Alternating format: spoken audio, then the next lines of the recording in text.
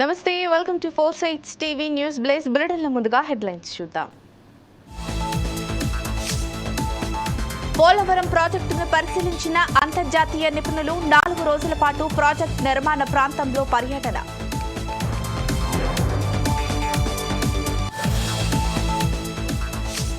ఉమ్మడి ఖమ్మం గుండా 6 జాతీయ రహదారులు, ఖమ్మం అభివృద్ధికి కట్టుబడి ఉన్నామన్న నాగేశ్వరరావు.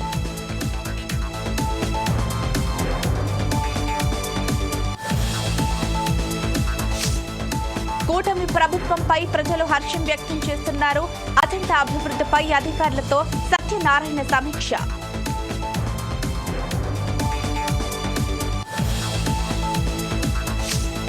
తెలుగు రాష్ట్రాల్లో పలు చోట్ల వర్షాలు ఈదురు గాలులతో పడే అవకాశం.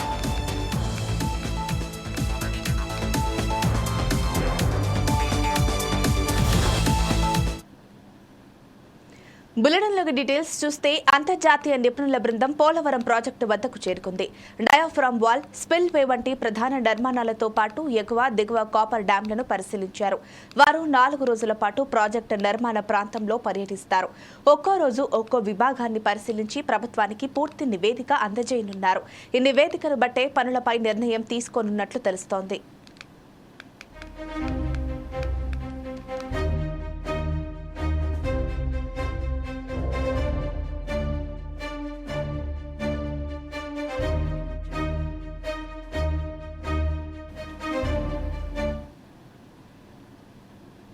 కూటమి ప్రభుత్వం అధికారంలోకి రావడంపై ప్రజలు హర్షం వ్యక్తం చేస్తున్నారని ఎమ్మెల్యే సత్యనారాయణ అన్నారు. అజెండా అభివృద్ధిపై అధికారులతో సమీక్ష నిర్వహిస్తున్నట్లు ఆయన తెలిపారు. ఒక్క మున్సిపాలిటీ కూడా లేని ఏకైక నియోజకవర్గం అజెండా అని ఆయన పేర్కొన్నారు. నియోజకవర్గానికి సంబంధించిన 97 కోట్లు ధాన్యం రావాలి. అదే పశ్చిమ గోదావరి జిల్లాకు సంబంధించిన 1600 కోట్లు ఈ రాష్ట్రంలో ధాన్యం ప్రభుత్వం బకాయి పడితే, ఉమ్మడి జిల్లా సంబంధించిన 970 కోట్లు ఈ జిల్లాకి ఏప్రిల్ నెలలో ధాన్యం కొనుగోలు చేస్తే మే జూన్ ఆఖరు అయిపోయింది, జూలై వస్తూ ఉంది. దీని మీద ముఖ్యమంత్రి తోటి సంబంధిత మంత్రి మనోహర్ గారితో కూడా మాట్లాడడం జరిగింది. నిన్ననే ప్రత్యేకంగా ముఖ్యమంత్రి గారితో మాట్లాడిన తర్వాత వచ్చే వారంలో 1000 కోట్లు రిలీజ్ కాబోతున్న ఆనందాన్ని రైతులు అందజేస్తా ఉన్నాం. అదే కాకుండా 1వ తారీఖున జరగబోయే పెన్షన్ యొక్క కార్యక్రమం, 3000 యొక్క వృద్ధాప్య వికలాంగుల వృద్ధాప్య పెన్షన్, వితంతు పెన్షన్ 3000 నుంచి 4000 చేసిన కార్యక్రమం.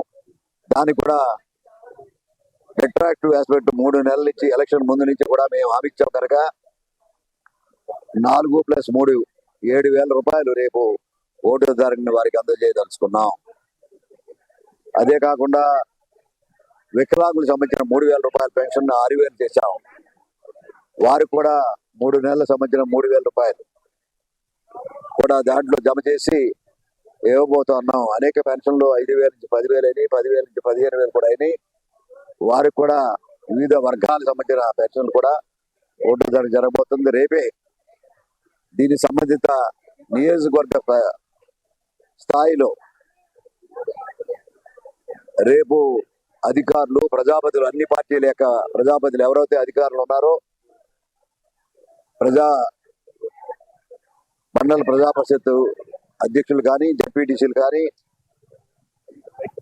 జడ్పీటీసీలతో పాటు సర్పంచులు కూడా రేపు ఆహ్వానించాం.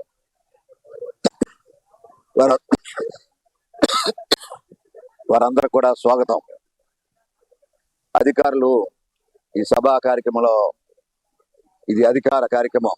రేపు 11 గంటలకి మార్టేరు కళ్యాణ మండపంలో, అచ్యుతరామ రెడ్డి గారి కళ్యాణ మండపంలో 11 గంటల నుంచి 12:30 వరకు ఈ కార్యక్రమం జరగబోతోంది. అది ఎవరైతే పెన్షన్దారులు ఉన్నారో, వివిధ పెన్షన్దారులు ఉన్నారో వారందరూ కూడా మార్టేరు నిగ్గిపూడి గ్రామానికి సంబంధించిన లబ్ధిదారులందరూ పిలుస్తా ఉన్నాం. వారందరూ కూడా గౌరవించి వారికి సంబంధించిన ఏ పెన్షన్ వస్తే తెలియపరిచే కార్యక్రమం, వారికి సంబంధించిన ఒక కార్డును కూడా ఇవ్వబోతున్నాం. పుస్తకాలు ఇంకా రాలేదు, పెన్షన్ పుస్తకాలు ఇంకా ప్రింట్ కావాల్సిన తరుణం ఉంది. వారందరూ కూడా రేపు ఇస్తూనే వారికి మధ్యాహ్న భోజనం కూడా పెట్టి పంపించదలుచుకున్నాం. ఇది ఒక పండగ వాతావరణాన్ని ఈ నియోజకవర్గ స్థాయిలో అధికారులు, ప్రజాప్రతినిధులందరూ కూడా అన్ని పార్టీలు, ఇదివరకు ప్రతిపక్ష పార్టీలు గౌరవించలేని వైఎస్ఆర్ పార్టీ ప్రభుత్వానికి ఒక బుద్ధి రావాలనే ఉద్దేశంతో ఎవరు ప్రజాప్రతినిధులు ఉంటే, సర్పంచులు ఉన్నా, ఏ పార్టీలు ఉన్నా, మండల ప్రజా పరిషత్ అధ్యక్షులు ఎవరున్నా, ఏ పార్టీలు ఉన్నా, జడ్పీటీసీలు ఎవరున్నా కూడా వారిని అందరూ కూడా ఆహ్వానించాం అధికారుల ద్వారా. వారందరూ కూడా మరొకసారి స్వాగతం పలుకుతూ ఉన్నాం. ఈ ప్రభుత్వం చంద్రబాబు నాయుడు. తూర్పు గోదావరి జిల్లా అనపర్తి మండలం కుతుకులూరు గ్రామంలో ఓ వైసీపీ నేత ఇంటి ముందు అదే పార్టీకి చెందిన నేత ధర్నా చేపట్టారు. తనని మోసం చేశారంటూ బాధితుడు ఆ నేత ఇంటి ముందు ఆందోళన చేశారు. గత ప్రభుత్వ హయాంలో మాజీ ఎమ్మెల్యే నల్లమిల్లి రామకృష్ణారెడ్డిపై అసత్య ఆరోపణలు చేసి వీడియోలు విడుదల చేసి ఆయన ప్రతిష్టకు భంగం కలగజేశారని ఆరోపిస్తున్నారు. ఇరువురు మధ్య ఉన్న ఆర్థిక లావాదేవీల కారణంగానే సోషల్ మీడియాలో పోస్టులు పెడుతున్నారు. జగన్ గారి ప్రభుత్వం వచ్చిన కాడి నుంచి నేను వాలంటీర్ చేయడం మొదలు పెట్టానండి. నాకు ఆ రోజు నుంచి కూడా మన కుతుకులూరు హరిసాయి కృష్ణారెడ్డి గారు ఒక గ్రూప్ క్రియేట్ చేసి దాంట్లో మా చేత ఎన్నో ఇప్పుడు ప్రస్తుతం ఎమ్మెల్యే గారి మీద ఎన్నో తప్పుడు ప్రచారాలు పోస్టులు పెట్టడం జరిగింది. ఆ పోస్టులు మమ్మల్ని అందరి చేత కూడా, అదే ఒకళ్ళనే కాదు ప్రతి ఒక్క వాలంటీర్ చేత ఈ పోస్టులు పెట్టించి మమ్మల్ని ఎంతగానో ఇబ్బంది పెట్టారండి. ఇది మేము ఆల్రెడీ అడిగామండి. అడిగితే మీకు ఏమి ఇబ్బంది ఏముండదు, మీరు పెట్టండి, మీరు పెడితే మేము చూసుకుంటామని చెప్పారండి. దీన్ని పెట్టడం వల్ల మాకు తప్పని తెలుసండి. మరి మాకు ఇచ్చిన ఉద్యోగాల మీద ఇచ్చా మేము పెట్టకపోతే మేము చాలా ఇబ్బంది పడేవాళ్ళం అండి. ఇప్పుడు దీని గురించి అడుగుతుంటే ఈయనేమో రెస్పాండ్ అవ్వట్లేదండి. ఈ 60 మంది వాలంటీర్లు మా ఉద్యోగాలు పోయినాయి, మేము రాజీనామాలు చేసాం. అలాగే గత 2 సంవత్సరాలుగా అంటే 2023 నుంచి 24 వరకు వ్యవసాయ సలహా మండలి చైర్మన్ గాను చేయడం జరిగింది. ఈ పదవులు నాకు వైఎస్ఆర్సీపీ పార్టీలో ఉండగా ఇవ్వడం జరిగింది. మరి ముఖ్యంగా ఈరోజు పడాల హరిసాయి కృష్ణారెడ్డి గారి ఇంటి ముందు మేము ఎందుకు కూర్చోవలసి వచ్చిందంటే, గతంలో అంటే ప్రస్తుత శాసనసభ్యులు నల్లమిల్లి రామకృష్ణారెడ్డి గారి మీద కొన్ని అవినీతి ఆరోపణ నా చేత చేయించడం జరిగింది. అదేంటంటే 18 లక్షల రూపాయలు మద్యం షాపుల నిమిత్తం ఇచ్చానని చెప్పి నా చేత చెప్పడం జరిగింది. మరి ఆ రోజు నేను ఎందుకు చెప్పానంటే, గతంలో నేను అంటే వైఎస్ఆర్సీపీ అధికారంలోకి వచ్చాక నేను కుతులూరు గ్రామంలో కొన్ని పనులు చేయడం జరిగింది. వాటి యొక్క బిల్లులు కూడా రావాల్సి ఉంది. జాయిన్ అయిన కొత్తలో సాయి గారు డాక్టర్ గారు సైన్యం అని చెప్పేసి గ్రూప్ ఏర్పాటు చేయడం జరిగింది. ఫస్ట్లో లింక్స్ పెట్టి కింద కూడా కామెంట్స్ వాళ్ళే పెట్టి మమ్మల్ని ఫేస్బుక్లో షేర్ చేయమని చెప్పేవారు. ఫస్ట్లో జై డాక్టర్ గారు, జై జగన్ గారు అని చెప్పేసి కామెంట్లు పెట్టేవారు. అలాగే 1 ఇయర్ పోయిన తర్వాత కొంచెం వల్గర్గా పెట్టడం అలా జరిగేది. అది మేడం గారు కూడా వేరే గ్రూప్ క్రియేట్ చేసి నన్ను సోషల్ మీడియాలో యాడ్ చేస్తానని చెప్పేసి వేరే లింక్ నాకు పెట్టారండి. అది నేను ఫేస్బుక్లో యాడ్ చేశాను. అది షేర్ చేసింది నేను తప్పు కాబట్టి రామకృష్ణారెడ్డి గారు, ఎమ్మెల్యే అయిన రామకృష్ణారెడ్డి గారి దగ్గరికి వెళ్ళి తప్పు అయిపోయింది క్షమించండి అని చెప్పేసి నేను రామకృష్ణారెడ్డి దగ్గరికి వెళ్ళి చెప్పానండి. అక్కడికి వెళ్ళి అలాగే సాయి గారికి కూడా ఫోన్ చేశాను. నాకు ఏం రెస్పాండ్ అవ్వలేదండి. కేసు పెడతానని కూడా చెప్పి నిన్న సాయంత్రం వెళ్ళి కేసు రాజమండ్రి రూరల్ వెంకటనగరంలో ఖరీఫ్ సాగుకు గోరంట్ల బుచ్చయ్య చౌదరి నీటిని విడుదల చేశారు. పంపింగ్ స్కీమ్ ద్వారా వెంకటనగరం, కాతేరు, కొంతమూరు, తొర్రేడు పరిధిలో ఉన్న సుమారు 2000 ఎకరాలకు పంట సాగుకు లబ్ధి చేకూరుతుందని ఆయన అన్నారు. నీటి విడుదల అనంతరం గోరంట్ల నీటిపారుదల శాఖ అధికారులతో సమీక్ష నిర్వహించారు. పంపింగ్ స్కీమ్కు సంబంధించిన పంపు హౌస్ సబ్స్టేషన్, కాలువల పునరుద్ధరణకు అంచనా వేయాలని ఆదేశించారు. 24 గంటల విద్యుత్ సరఫరా అందించాలని ఆదేశించారు. సకాలంలో రైతుల పంటకు నీరు అందించే విధంగా ఉండాలని అధికారులను ఎమ్మెల్యే ఆదేశించారు.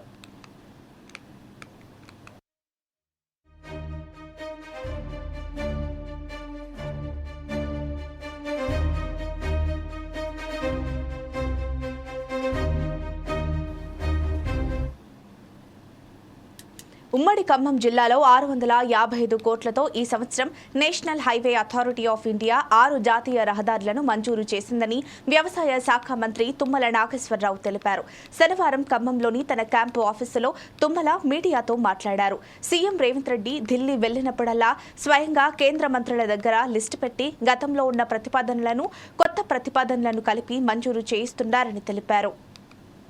కొత్త ప్రభుత్వం రేవంత్ రెడ్డి గారి నాయకత్వంలో వచ్చిన తర్వాత గతంలో ఉన్నటువంటి పెండింగ్ వర్క్స్ తోటి పాటు శాంక్షన్ అయినటువంటి నెంబర్లు ఇవ్వడంతో పాటు ఈ సంవత్సరం యాక్షన్ ప్లాన్లో కూడా కొన్ని ప్రధానమైన శాంక్షన్ చేసినటువంటి గడ్కరీ గారికి, పర్సూ చేసినటువంటి రాష్ట్ర R&B శాఖ మంత్రి వెంకటరెడ్డి గారికి, సాక్షాత్తు రాష్ట్ర ముఖ్యమంత్రి ఢిల్లీకి వెళ్ళినప్పుడల్లా కూడా మన పాత లిస్ట్ని మంత్రి ముందు పెట్టి వాటిని అప్రూవల్ కోసం ప్రయత్నం చేసి ఒక 654 కోట్లు అంటే సుమారు 654.86 కోట్లు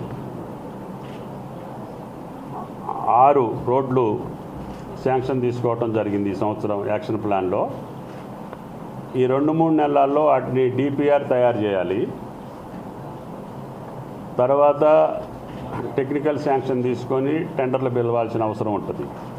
అందుట్లో ప్రధానమైంది కొత్తగూడెం పట్టణానికి ఆ రోజు కూడా విజయవాడ జగదల్పూర్ రోడ్డు జాతీయ రహదారిని శాంక్షన్ చేసినప్పుడు అది ఊరు బయట నుంచి రుద్రంపూర్ నుంచి పాలవంచ బయటికి తీసుకెళ్లాలని చెప్పి ప్రపోజ్ చేసినప్పటికీ కొత్తగూడెం ప్రజల యొక్క కోరిక మేరకి ఊళ్ళో నుంచి తీసుకెళ్లాల్సిన అవసరం ఏర్పడింది.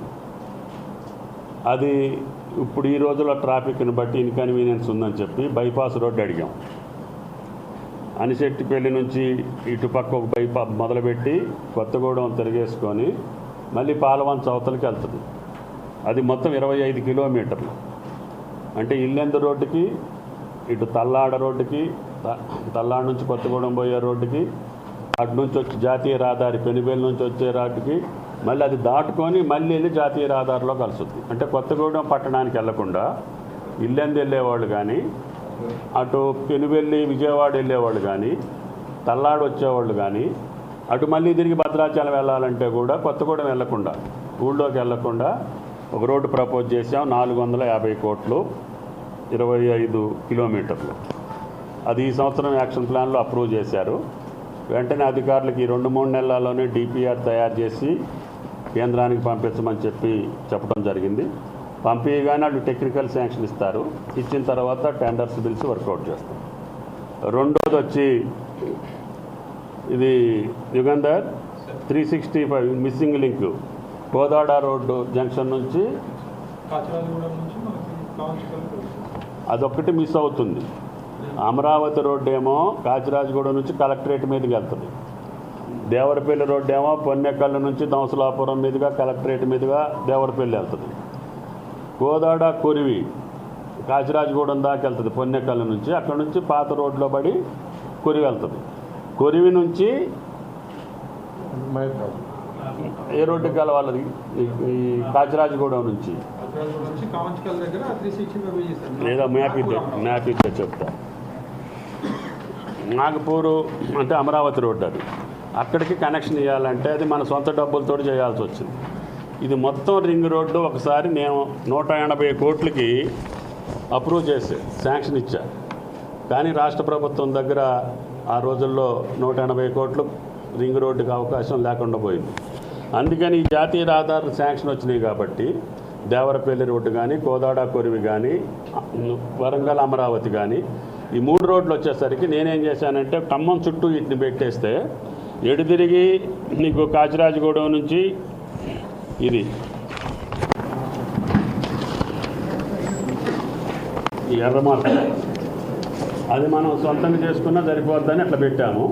అది కూడా NH వాళ్ళకి ప్రపోజ్ చేస్తే అది కూడా ఈరోజు శాంక్షన్ ఇచ్చారు. అది వచ్చేసి 7 కిలోమీటర్లు, అది 125 కోట్లు. కాకినాడ జిల్లా ప్రత్తిపాడు నియోజకవర్గంలో డయేరియా కలకలం సృష్టిస్తోంది. కేసులు ఎక్కువ అవుతున్న నేపథ్యంలో తీసుకోవాల్సిన జాగ్రత్తలపై ప్రత్తిపాడు సిహెచ్ సూపరింటెండెంట్ వైద్యురాలు సౌమ్య జాగ్రత్తలు తీసుకోవాలని హెచ్చరిస్తున్నారు. డయేరియాకి సంబంధించిన వారు ముందుగా విరోచనాలు, వాంతుల బారిన పడతారని ఆమె పేర్కొన్నారు. ప్రజలు ఎలాంటి భయాందోళనలకు గురి కావాల్సిన అవసరం లేదని ఆమె తెలిపారు. వ్యాధి లక్షణాలు కనిపించగానే ఆసుపత్రిలో చేరాలని సూచించారు. అందరికీ అలార్మింగ్ ఫ్యాక్టర్ ఏంటి అంటే హెల్త్లో డయేరియా. ఎందుకంటే ఇప్పుడు సీజన్ కూడా సీజనల్గా చూసినట్టయితే ఇది రెయినీ సీజన్, ఓపెన్గా డ్రైనేజ్, తర్వాత వాటర్ స్టాగ్నెంట్గా ఉంటుంది, చల్లగా ఉంటుంది. కాబట్టి మనకి ఇప్పుడు డయేరియా సీజన్గా మనం చూస్తున్నాము. చాలా కేసెస్ కూడా నమోదైనవి. అయితే ఈ డయేరియాలో ఉన్నటువంటి ప్రమాదకరమైనటువంటిది ఏంటి అని అంటే మోషన్స్, వామిటింగ్స్ తోటి కంప్లైంట్ చేస్తారు, ఎక్యూట్ జీఈతో వస్తారు. మనం ఫస్ట్ స్టేజ్లోనే వాళ్ళని ఐడెంటిఫై చేసుకుని ఈ ఎక్యూట్ జీఈ గ్యాస్ట్రోఎంటరైటిస్ దీంట్లో ఉన్నప్పుడే వాళ్ళకి కావాల్సినటువంటి హైడ్రేషన్ ఇచ్చి అవసరమైనటువంటి మెడికేషన్ ఇచ్చినట్టయితే మనం వెంటనే వాళ్ళ ప్రమాదంలోకి వెళ్లకుండా నివారించవచ్చు. అదే సివియర్ అయిందనుకోండి, అలా స్ప్రెడ్ అవుతుంది. ఎందుకు అంటే బ్యాక్టీరియల్ కాజెస్ ఉంటాయి, అట్లాగే అనేక రకమైనటువంటి కాజెస్ ఉన్నాయి. ఏంటి అంటే అందరూ కూడా వేడి నీళ్ళు తాగటం చాలా మంచిది. అంటే కాచి వాటర్, అది సోర్స్ ఆఫ్ డయేరియా ఇంపార్టెంట్. ఎక్కడి నుంచి వస్తుంది డయేరియా? ఏమైనా కంటామినేషన్ అయిందా, వాటర్ కంటామినేషన్ అయిందా, ఫుడ్ కంటామినేషన్ అయిందా, లేకపోతే అక్కడ ఏమైనా ఓపెన్గా డ్రైన్స్ ఉన్నాయా, ఈ దేని వల్ల వచ్చినటువంటిది సోర్స్ చాలా ఇంపార్టెంట్. అందుకే ఏం చేయాలి అంటే సీజనల్గా వచ్చేటువంటి ఈ డయేరియా కేసెస్కి కాచి చల్లార్చినటువంటి వాటర్ తాగినట్టయితే చాలా వరకు మనం నివారణ చేయొచ్చు. అట్లాగే ఫుడ్ కూడా వేడివేడిగా తీసుకోవాలి. తర్వాత ఓపెన్గా అమ్ముతూ ఉంటారు, ఉట్టప్పుడు ఎలా ఉన్నా ఇప్పుడు ప్రస్తుతం సమయంలో ఎక్కువ కేసెస్ ఉన్నాయి కాబట్టి అదే ఆయిల్లో ఫ్రై చేసి బజ్జీలు ఇట్లాంటి ఓపెన్గా ఉన్నటువంటి తినటం మానేయటం ఎంతైనా మంచిది.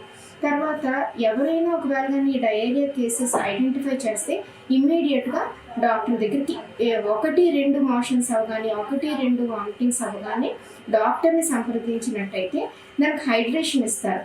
ఇమీడియట్గా ఎప్పుడైతే హైడ్రేషన్ మెడిసిన్ ఇచ్చారో దాన్ని నివారణ చేయొచ్చు. లేదు అనుకోండి, ఏమవుతుందంటే సివియర్ డయేరియాలోకి వెళ్ళి డీహైడ్రేషన్ ఎప్పుడైతే అవుతారో మన బాడీలో ఎలక్ట్రోలైట్ ఇంబ్యాలెన్స్ అవుతుంది. ఎలక్ట్రోలైట్ ఇంబ్యాలెన్స్ వచ్చినప్పుడు ఏమవుతుంది, అది కిడ్నీ ఫెయిల్యూర్ వరకు కూడా వెళ్ళిపోయి అలా ప్రమాదకరమైనటువంటి సిచ్యువేషన్కి వచ్చి డెత్లోకి వెళ్ళిపోతారు. సంకెన్ ఐస్ అంటే కళ్ళు లోతుగా వెళ్ళిపోతాయి. ఎందుకు బాడీలో ఉన్నటువంటి ఎలక్ట్రోలైట్స్ సోడియం, పొటాషియం, క్లోరైడ్ ఇవన్నీ కూడా పోతాయి బయటికి మోషన్స్, వామిటింగ్స్ వల్ల. అప్పుడు ఈ ఎలక్ట్రోలైట్ ఇంబ్యాలెన్స్ వస్తుంది, అప్పుడు ఆర్గన్ ఫెయిల్యూర్లోకి వెళ్ళిపోతారు. అందుకు ప్రతి ఒక్కళ్ళు కూడా ఇది గమనించుకుని ఎక్కడైనా ఒకవేళ కానీ డయేరియా కేసెస్ నమోదైతే వెంటనే డాక్టర్ దగ్గరికి వచ్చి చూపించుకోండి. ఇనీషియల్ స్టేజ్లోనే హైడ్రేషన్, మెడికేషన్ తీసుకున్నట్టయితే ఎంతైనా నివారించవచ్చు. తర్వాత ఓఆర్ఎస్ అంటే ఓఆర్ఎస్ ప్యాకెట్సే మనం తీసుకోక్కర్లేదు, సాచెట్స్. మనం మామూలుగా ఇంట్లో కూడా వేడి నీళ్ళు, కొంచెం ఉప్పు, కొంచెం షుగర్, కొంచెం నిమ్మకాయ ఇది కలుపుకుని అన్నా ఇమ్మీడియట్గా అది రీహైడ్రేషన్. విజయవాడలో అక్రమంగా తరలిస్తున్న గంజాయిని పోలీసులు పట్టుకున్నారు. వాహనాల్లో తనిఖీలు చేస్తుండగా విజయవాడ వైపు వస్తున్న వాహనాన్ని ఆపి చెక్ చేయగా గంజాయి లభ్యమైంది. దీంతో స్వాధీనం చేసుకుని 2 నిందితులను పట్టుకున్నారు.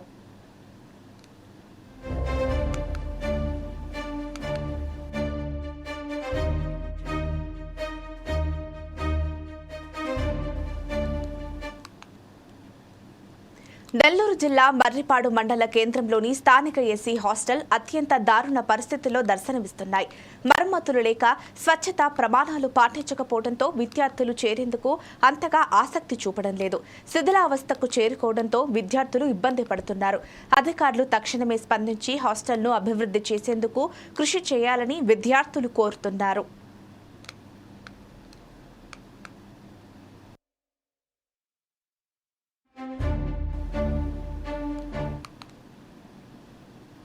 ఎన్నో ఏళ్ల నిరీక్షణకు తెరపడింది. సికింద్రాబాద్ కంటోన్మెంట్లోని ప్రాంతాలను మున్సిపల్ కార్పొరేషన్లో విలీనానికి కేంద్రం అనుమతించినట్లు రాష్ట్ర ప్రభుత్వం పేర్కొంది. కాంగ్రెస్ ప్రభుత్వ చొరవతోనే ఇది సాధ్యమైందని తెలిపింది.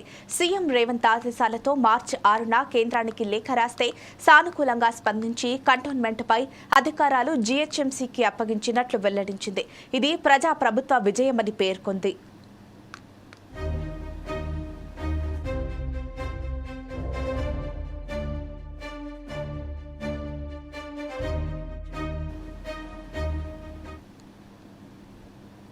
జూలై 1 నుంచి కొన్ని చట్టాల అమల్లో పలు మార్పులు చోటు చేసుకున్నాయి.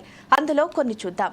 బాధితుడు ఇకపై నేరుగా పోలీస్ స్టేషన్కు వెళ్లకుండానే ఎలక్ట్రానిక్ కమ్యూనికేషన్ ద్వారా ఫిర్యాదు చేయొచ్చు. అలానే 0 FIR ప్రకారం ఎవరైనా పోలీస్ స్టేషన్ పరిధిలో సంబంధం లేకుండా ఎక్కడైనా ఫిర్యాదు చేయొచ్చు. అరెస్ట్ అయిన బాధితుడు ఆ విషయాన్ని తన స్నేహితులు, కుటుంబ సభ్యులు, బంధువులకు తన పరిస్థితి తెలియజేసే వీలుంటుంది.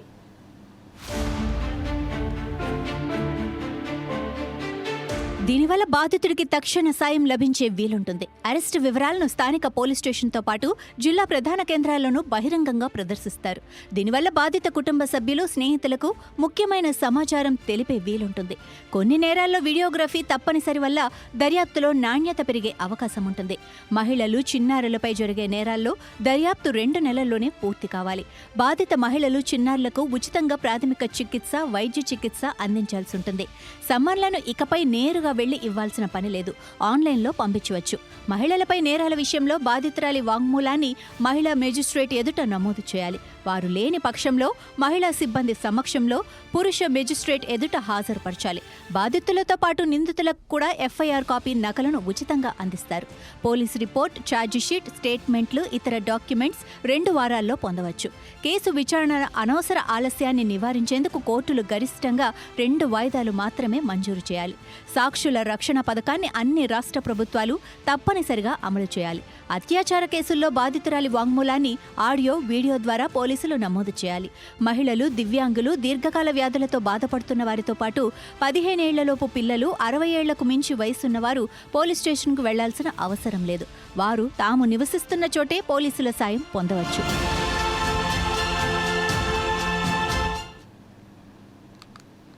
బైడెన్, ట్రంప్ల మధ్య జరిగిన ఓపెన్ డిబేట్ కార్యక్రమం తర్వాత పార్టీకి బైడెన్ నాయకత్వం వహించే సామర్థ్యం గురించి ఆయన సొంత పార్టీ అయిన డెమోక్రటిక్ వర్గాల్లో భయాందోళనలు రేకెత్తిస్తోంది. ఇంకా 4 నెలల కంటే ఎక్కువ సమయం ఉన్న ఎన్నికలకు ప్రస్తుతానికి చాలా మంది ఓటర్లు సంసిద్ధంగా లేరు. అన్నింటికంటే మించి 81 ఏళ్ల డెమోక్రటిక్ లీడర్ శారీరక మరియు మానసిక పరిస్థితులపై ఆందోళనగా ఉన్నారు. జో బైడెన్ మిత్రపక్షాలు గురువారం రాత్రి చర్చా వేదికపై ఆధిక్యం ప్రదర్శించాలని కోరుతున్నారు. కానీ యుఎస్ రాజకీయాల్లో అతిపెద్ద వేదిక అయిన ఈ ఓపెన్ డిబేట్లో బైడెన్ వారి అంచనాలను అందుకోలేకపోయాడు.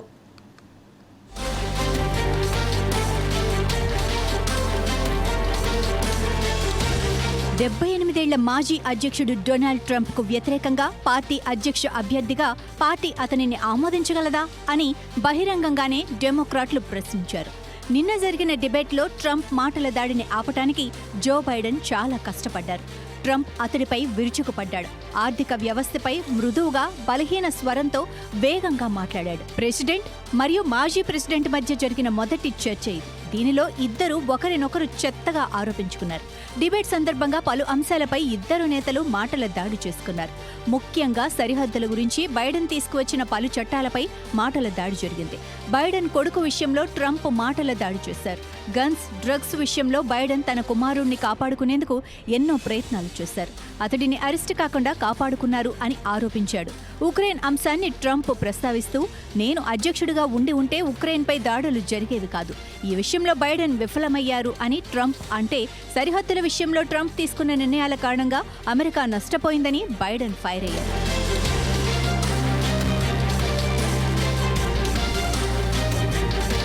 చర్చ సందర్భంగా ఇరువురు తీవ్ర వ్యాఖ్యలు చేసుకున్నారు.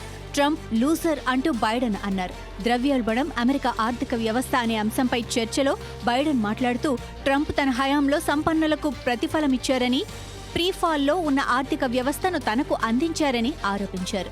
ఆర్థిక వ్యవస్థ కుప్పకూలింది, ఉద్యోగాలు లేవు, నిరుద్యోగం రేటు 15% పెరిగింది అన్నారు. దీనికి ప్రతిగా అమెరికాలో ద్రవ్యోల్బణం, ఉద్యోగాల కల్పన విషయంలో బైడెన్ ప్రభుత్వంపై ట్రంప్ విరుచుకుపడ్డారు. ఈ విషయంలో బైడెన్ విఫలమయ్యారని ఆరోపించారు. బైడెన్ పాలనలో ఉద్యోగ వృద్ధి కేవలం అక్రమ వలసదారులకు మాత్రమే జరిగిందన్నారు. దేశంలో ద్రవ్యోల్బణం ప్రజలను ఇబ్బందులకు గురిచేస్తోందని ట్రంప్ అన్నారు. అమెరికా చరిత్రలో ఎన్నడూ లేని విధంగా ప్రస్తుత అధ్యక్షుడు, మాజీ అధ్యక్షుడు చర్చలో పాల్గొన్నారు.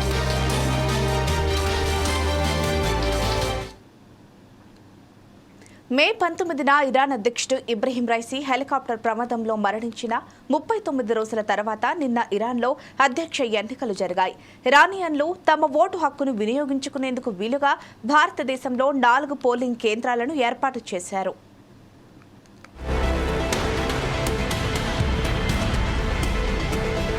ఇరాన్ ఎన్నికల్లో పోటీ చేయడానికి 400 మంది అభ్యర్థులు నామినేట్ చేసుకోగా, ఇరాన్ అంతర్గత వ్యవహారాల మంత్రిత్వ శాఖ 80 మంది అభ్యర్థులను ఆమోదించింది. వారిలో 6 పోటీ చేయడానికి షార్ట్ లిస్ట్ చేయబడ్డారు. 2 నామినేషన్లు ఉపసంహరించుకున్నారు. ప్రస్తుతం 4 అభ్యర్థులు రేసులో ఉన్నారు. ప్రస్తుత స్పీకర్ మొహమ్మద్ బాకర్ ఖలీగ్బాఫ్, దౌత్యవేత్త సయీద్ జలీలీ, మతాధికారి మెస్తఫా పుర్మొహమ్మది మరియు చట్టసభ సభ్యుడు మసూద్ పెజెష్కియాన్ అధ్యక్ష ఎన్నికల్లో పోటీ పడుతున్నారు. 3000 మందికి పైగా ఇరానియన్లు భారతదేశంలో నివసిస్తున్నారు. వారి కోసం ఢిల్లీ, ముంబై, పూణే మరియు హైదరాబాద్ నగరాల్లో 4 పోలింగ్ స్టేషన్లను ఏర్పాటు చేశారు.